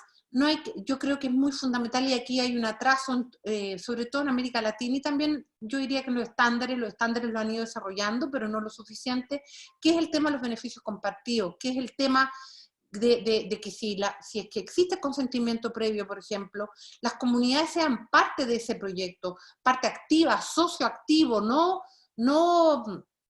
caritativo, por decirlo de alguna manera. Ahora, efectivamente, en el orden internacional también existen, ¿cierto?, los organismos multilaterales. A mí me parece que los roles que cumplen, por ejemplo, el Banco Interamericano del Desarrollo, que muchas veces financia estos proyectos, que son muy importantes, proyectos extractivos. El BID tiene normas sobre consulta previa de derechos humanos, pero a mí me parece que también, y yo siempre le digo a los pueblos indígenas, que cuando están exigiendo el cumplimiento de los estándares interamericanos y vienen a la Comisión, también es importante presionar a los organismos multilaterales en esta materia, como el Banco Interamericano del Desarrollo, como el Banco Mundial, porque ellos también tienen una responsabilidad internacional en la materia, y tienen responsabilidad en materia de derechos humanos, y tienen responsabilidad en el cumplimiento de los estándares interamericanos y los estándares internacionales. Después, sobre cómo categorizar las víctimas indígenas y cuáles son los mecanismos atinados, yo no me atrevería a establecer una categoría de las víctimas indígenas. De nuevo, aquí creo que lo fundamental son las voces de los pueblos indígenas. Quiero de nuevo referirme un poco a lo que señalé respecto a las reparaciones. Tanto la Comisión como la Corte, cuando está estableciendo reparaciones, lo fundamental es escuchar a la voz de las víctimas, y son las propias víctimas las que van determinando, ¿cierto?, cuáles son las reparaciones, pero también cómo se entienden las violaciones. Si bien en el ámbito internacional la Convención Americana de Derechos Humanos y los tratados internacionales son muy claros, ¿cierto?, en cuáles son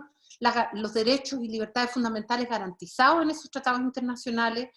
hay un requisito fundamental para la Comisión y la Corte, que es la interpretación de esas normas desde la perspectiva de la identidad cultural. El derecho a la identidad cultural es un derecho fundamental, y la Corte ha establecido, ¿cierto?, que la interpretación de las normas internacionales, al momento de interpretar una norma internacional, cuando se trata de un pueblo indígena, es fundamental tomar en cuenta la identidad cultural y la cosmovisión. Por lo tanto, por ejemplo, en el derecho a la propiedad, obviamente, y ahí hay un avance jurisprudencial muy importante, pero la interpretación que se ha hecho, la Convención Americana reconoce el derecho a la propiedad, no le pone apellido. Y al comienzo se pensaba, ¿cierto?, que era la propiedad individual, y precisamente por la evolución de la jurisprudencia, por entender que se tienen que interpretar las normas desde la perspectiva de la identidad cultural de los pueblos, es que se ha evolucionado en entender que el derecho a la propiedad, cuando se trata de un pueblo indígena, es el derecho a la propiedad comunitaria, tomando en consideración los usos, costumbres y el derecho consuetudinario de ese pueblo indígena en particular. Cuando hablamos de violencia sexual, por ejemplo, el enfoque intercultural, cuando estamos hablando de qué manera la afectación del derecho, por ejemplo, la integridad física personal de una persona, que también está regulado, ¿cómo interpretamos la integridad personal de una persona cuando se trata de una víctima indígena? De nuevo, el derecho a la identidad cultural es la herramienta por la cual uno interpreta esas normas. No sé si estoy siendo claro en la respuesta, pero ese es el mecanismo por el cual uno va determinando, ¿cierto?, de qué manera los derechos humanos, que son universales para todos, pero cómo yo los interpreto, los debo interpretar cuando se trata de una víctima indígena desde la perspectiva de la identidad cultural. Ha sido más que clara. Aquí se está planteando otro cuestionamiento interesante. Dice Dulce, dice, ¿usted considera que en el caso de la construcción del Tren Maya, los pueblos originarios fueron tomados en cuenta como colectivo? Sí. Este es un caso que nos ha llegado, no quiero adelantar una opinión tajante. Efectivamente, en el caso del Tren Maya, la comisión ha tenido reuniones con organizaciones de los pueblos indígenas en este tema. Hemos recibido distinta información, hemos recibido información que nos ha indicado, ¿cierto?, que no se ha cumplido con los estándares en materia de la consulta, como otras organizaciones nos han dicho que están conformes con el proceso de consulta. Por lo tanto, este es un tema que nosotros estamos haciendo un seguimiento. Sería irresponsable de mi parte establecer un pronunciamiento formal sobre este tema. Nosotros estamos recibiendo información tanto del Estado como de las organizaciones indígenas. Entendemos que este es un tema sumamente complejo, donde existen diferencias incluso entre las propias organizaciones indígenas sobre el tema, y es un tema que estamos revisando, porque más allá de la información que recibimos y de que haya organizaciones indígenas a favor del Tren Maya y organizaciones indígenas en contra, lo que nosotros como comisión tenemos que revisar es si en el proceso de consulta se ha cumplido con los estándares, y eso, para eso, por seriedad, yo hoy día no estoy en condiciones de señalar si eso es así o no. Es un tema que sí hemos recibido mucha información y estamos monitoreando y viendo en su momento, ¿cierto?, el pronunciarnos al respecto. Creo que aquí a quien se puede invitar muchísimo son a los distintos grupos de concurso de derechos humanos de la Facultad de Derecho, que además han tenido una relación muy estrecha con la Comisión Interamericana y la Corte Interamericana, pues a realmente participar en Amicus, ¿no? Que creo que sería muy importante desde esta perspectiva. Pero aquí hay una pregunta que me parece sumamente importante y tiene que ver con uno de los estándares del derecho a la consulta. ¿Hasta qué grado la buena fe, ¿sí?, implicaría que si el resultado de la consulta es negativo en megaproyectos, se debe de, en este caso, ¿cómo dice?, a incorporar o adoptar lo que es la respuesta del pueblo indígena, si es negativa? Si la buena fe implicaría que se adoptara esa respuesta negativa. Yo diría que en principio no. Yo creo que la buena fe no está determinada. A ver, la buena fe no está determinado por la obligación del Estado en hacer lo que le digan los indígenas. La buena fe está determinado en cómo se realiza el proceso de consulta, y ese proceso de consulta tiene que ser previo. Cuando digo previo, no cuando yo ya tengo listo el proyecto y lo que voy es que presento un proyecto y los pueblos indígenas pueden decir sí o no. La buena fe está determinada en que yo presento un proyecto, ejerzo un diálogo intercultural, que tome en consideración los procesos de diálogo interno que requieren las comunidades, los tiempos que requieren las comunidades, que la información que otorgue el Estado o la empresa respecto a un proyecto determinado sea accesible, si es necesario, en el idioma de la comunidad, que se haga a través de las entidades representativas que determinan los propios pueblos indígenas y no el Estado. No es el Estado quien determina quién es su interlocutor, son los propios pueblos indígenas quienes determinan quiénes van a ser los interlocutores con el Estado, y que se respete un proceso de diálogo interno. El Estado debe darle tiempo a las comunidades y los pueblos indígenas a tener procesos de diálogo interno de acuerdo con sus tiempos, de acuerdo con sus costumbres, y luego escuchar. Y en parte la buena fe, creo yo, está no en decir sí o no. La buena fe en parte está en buscar una salida, en buscar una salida que permita ponerse de acuerdo. También la buena fe está en establecer ciertos mecanismos de reparación, mecanismos de mitigación que sean también de acuerdo con la costumbre y la cosmovisión. La buena fe está, creo yo, por ejemplo, si un proyecto va a afectar sitios sagrados, y me parece que ahí no habría buena fe si el Estado, a pesar de todo, pasa a llevar los sitios sagrados, porque creo que ahí hay un elemento fundamental de la identidad cultural de un pueblo. Entonces, la buena fe está determinada por muchos requisitos previos a la respuesta final. Pero sobre todo, cuando se habla de la consulta previa, libre, informada, previa no es antes de que yo ejecute el proyecto. Previa es cuando yo ya tengo una idea del proyecto, lo presento a las comunidades indígenas y voy conversando y voy buscando soluciones que permitan llegar a un acuerdo. Y para poder llegar a ese acuerdo y poder tener un diálogo, el diálogo debe ser intercultural y tiene que ser accesible, tiene que ser en los idiomas. el Estado debe garantizar, además muchos de estos proyectos son técnicamente complejos de entender. El Estado tiene que facilitar y proveer que los pueblos indígenas tengan sus propios asesores técnicos también en la materia, porque ponerse a discutir sobre proyectos técnicos sin tener las facultades técnicas es muy difícil, y la asesoría técnica no la puede dar el propio interesado. Los propios pueblos indígenas tienen que tener la posibilidad de tener una asesoría técnica para que sea un diálogo real en condiciones de igualdad, y lo fundamental es eso, y las condiciones de igualdad están dadas en que la información entre las partes es la misma, entre que ambas partes están empoderadas, y la posibilidad de ir y volver en un diálogo que sea franco, abierto, y que el objetivo es buscar un acuerdo. No siempre se encuentra un acuerdo, y el Estado no está obligado al resultado final de ese proceso, no está obligado, salvo cuando se exige consentimiento previo, libre e informado. Por ejemplo, si un proyecto pone en peligro la supervivencia propia de un pueblo. Por ejemplo, si es un territorio que implica el traslado de un pueblo indígena completo, obviamente ahí sí se requiere un consentimiento previo, libre e informado. Es bien complejo el tema, pero yo creo que aquí, en el tema de las industrias extractivas, de los proyectos de desarrollo, cuando hablamos de la consulta, lo fundamental no es solo el resultado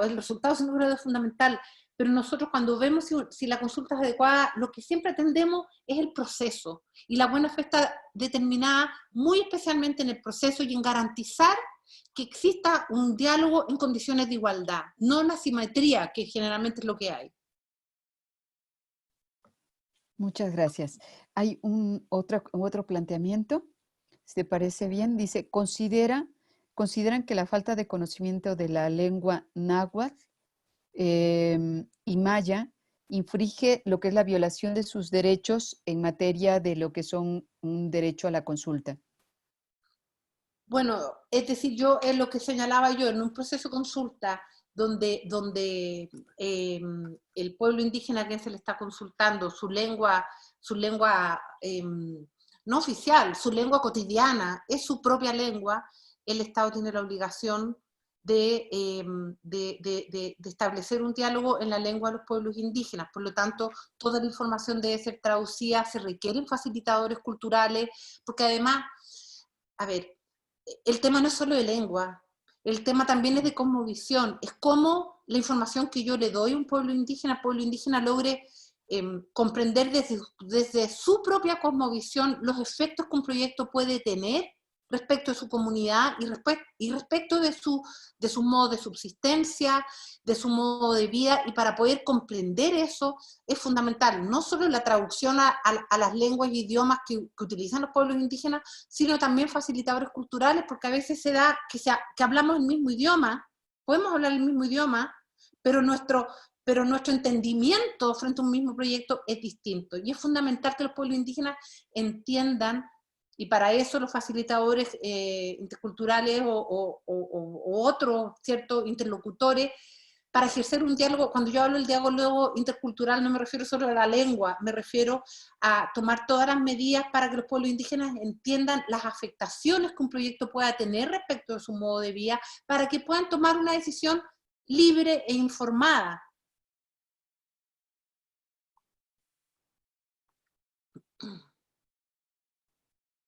Está sin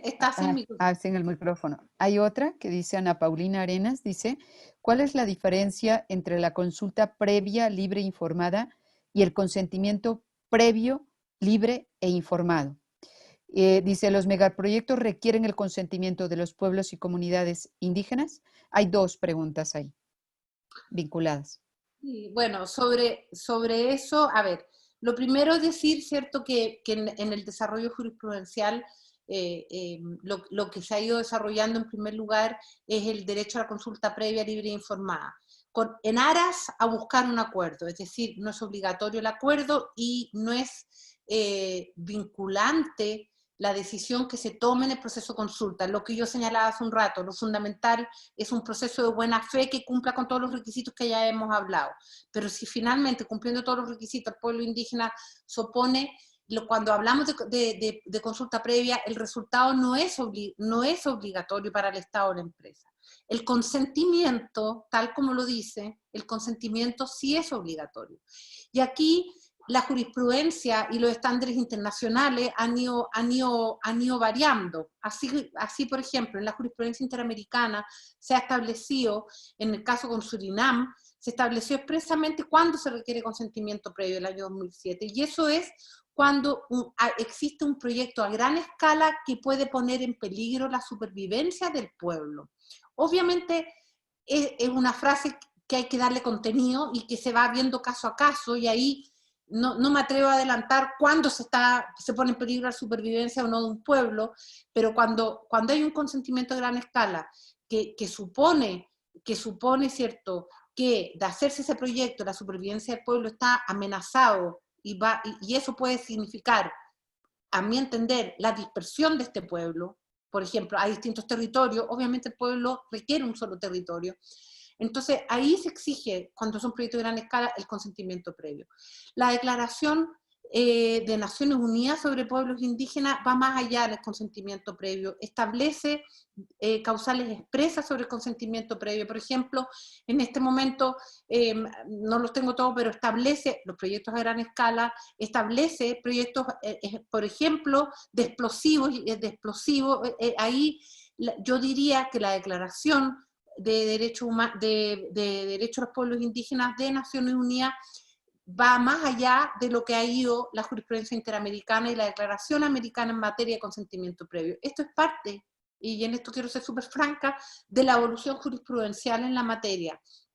Y el consentimiento previo se ha ido estableciendo un avance en la jurisprudencia interamericana en los casos que yo he indicado, pero todavía, ¿cierto?, no hemos llegado a lo que dice, por ejemplo, la Declaración de Derechos Humanos. Pero la diferencia está precisamente en que la consulta se mide por el proceso de buena fe, pero no la obligación del consentimiento, pero cuando se exige consentimiento, como su nombre lo indica, es que se requiere consentimiento. Yo entiendo que los megaproyectos que implican el traslado de pueblos indígenas, obviamente se requiere consentimiento, porque obviamente sacar un pueblo de su territorio, y eventualmente además dividir al pueblo, que es lo que pasa muchas veces, porque es muy difícil encontrar un territorio de similares características, ¿cierto?, para que el pueblo pueda seguir viviendo como tal, como pueblo, como colectivo, implica la dispersión, obviamente eso pone en peligro la supervivencia de un pueblo. O un proyecto que es sobre sitios sagrados también requiere un consentimiento previo, porque ahí lo que se está afectando es la identidad propia de la cultura de un pueblo. Lamentablemente en estos casos, si bien hay normas generales, como lo que yo señalé, el caso Saramacca versus Surinam, que habla que los proyectos a gran escala que ponen en peligro la supervivencia de un pueblo requieren consentimiento previo, el contenido mismo de esta frase que yo acabo de señalar se va dando caso a caso, y esa es la evolución jurisprudencial, básicamente. Esta sería la última pregunta, para no abusar también de tu tiempo. De verdad, muchísimas gracias por estar aquí con nosotros.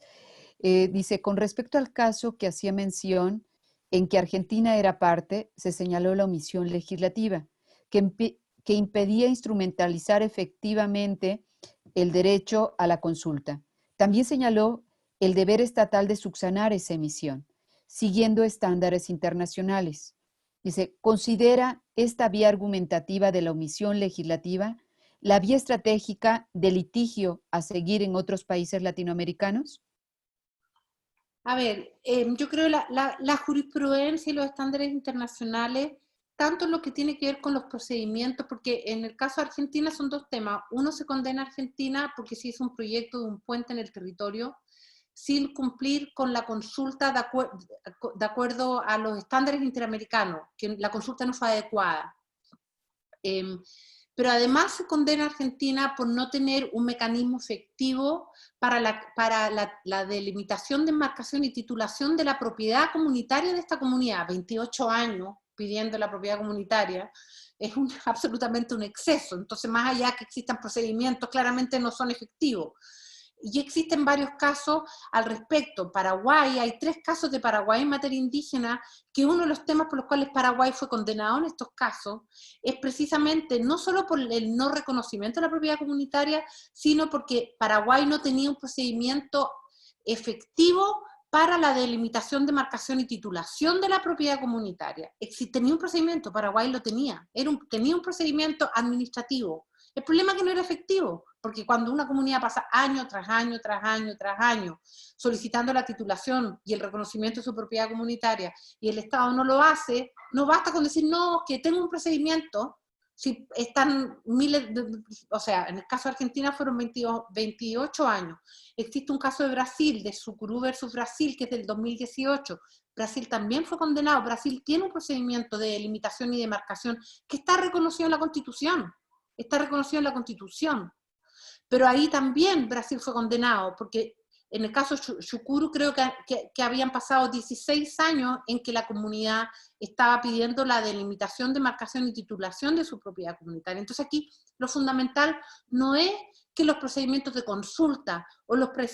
procedimientos para reconocimiento de la propiedad comunitaria sean legislativos. Ahí los estándares internacionales no dicen tiene que haber una ley, tiene que haber un decreto, tiene que haber un protocolo. Ahí la verdad es que los mecanismos que busquen los estados, los mecanismos legales, administrativos que busquen los estados para la consulta previa o para la titulación de la propiedad comunitaria, a la Comisión, a la Corte no le importa, a los estándares internacionales no le importa. Lo fundamental es que sean cual sean los mecanismos, sea cual sea la figura jurídica, estos mecanismos deben ser efectivos, deben hacerse en plazos razonables, y deben ser adecuados, culturalmente adecuados, tomando en cuenta las costumbres, etc. Por lo tanto,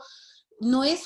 me parece a mí que la batalla legal, la litigación que hablan, ¿cierto?, internacional, no es queremos una ley de consulta previa. No, lo que queremos es un mecanismo adecuado de consulta previa que cumpla con los estándares internacionales, que cumpla, ¿cierto?, con todos estos requisitos que hemos hablado ahora. Si ese mecanismo es legal, si ese mecanismo, que es lo que han estado haciendo muchos pueblos indígenas, y algunos estados los han ido reconociendo, y es que cada pueblo indígena establece su propio protocolo de consulta.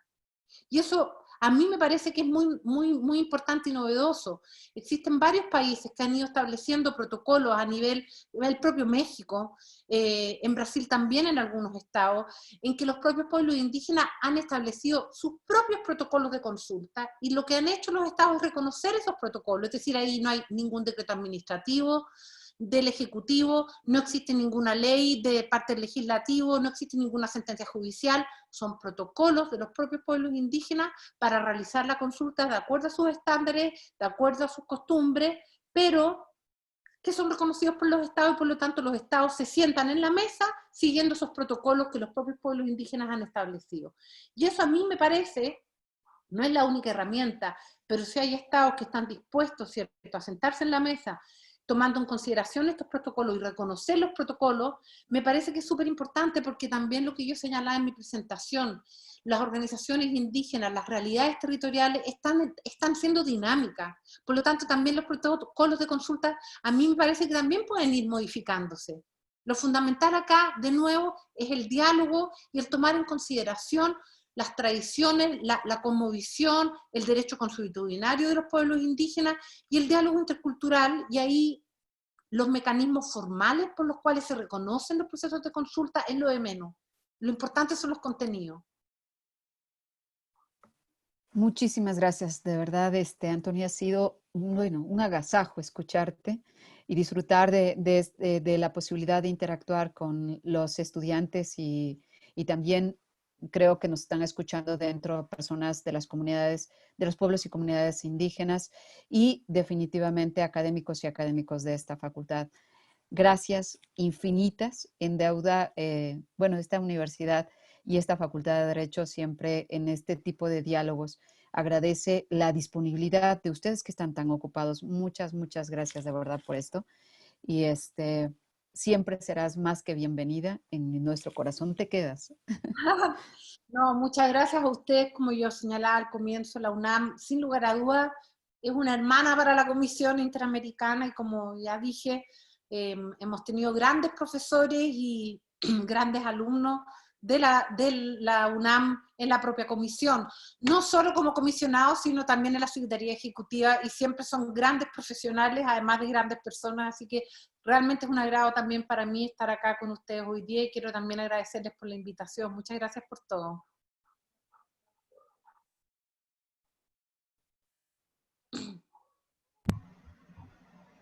Siendo las 11:47 horas del día 20 de agosto de 2020, damos por clausurado el seminario Pueblos Indígenas en Contexto Global en el marco del 9 de agosto. Muchas gracias por acompañarnos. Que tengan un excelente día.